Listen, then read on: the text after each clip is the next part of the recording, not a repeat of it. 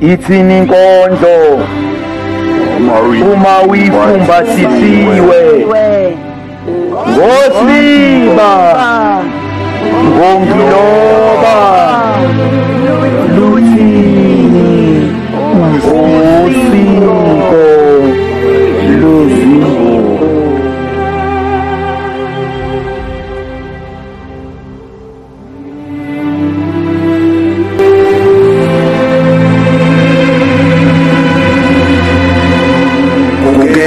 Ukudabuka umkhathi kwehla uthamcolo namandla akhe. Lemvula izinyembezi zezidalwa ezabunjwa zabusa bude buduze nelanga, ezinye njalo uma lisitha zivela zibe uhlobo lwezinkanyezi, zidinwa ubumnyama obuphezu kwabantu bomhlaba. Laduma izulu, izwi lokudinwa nokuthukuthela, kwagijima izikhukhula, kwathaphuka udaka emhlabathini.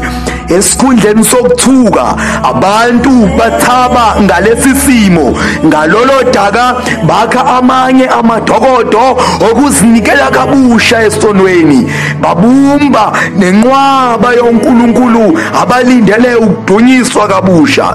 Ngoba laba bantu abanaso isikhathi sokumela into eyodwa. Omunye uke wasindwa isiphambano sakhe, wafisa ukusinika omunye wathwala iziphambano zabantu, eba esahlulwa esakhe. Nami kulawo makhaza ngalalela umculo wokuthula kwababe nezinhliziyo ezinomsindo, ngagoqa kanjalo nezingalo zami, ngabhekisa amehlo ami ezintabeni, ngabuza ilanga ukuba kungani lishehe kangaka namhlanje ukushona. Ngabala nesibalo sawo wonke amasaferi ake avela phezu kwalomkhathi, ngoba yonke imiyalezo ifikile kuthina, kepha sahluleka ukuyidlulisa ngendlela efanele kubantu. Nalome ngifisa ukutshena isizwe, inkinga sekuzoba nzima ukuthi sizwe, ngoba amadlebe asebelalele ngawo akuwona laba ababewanikiwe. Hawu, senilalele ngendlebe ezokuboleka abantwana bami. Inkondlo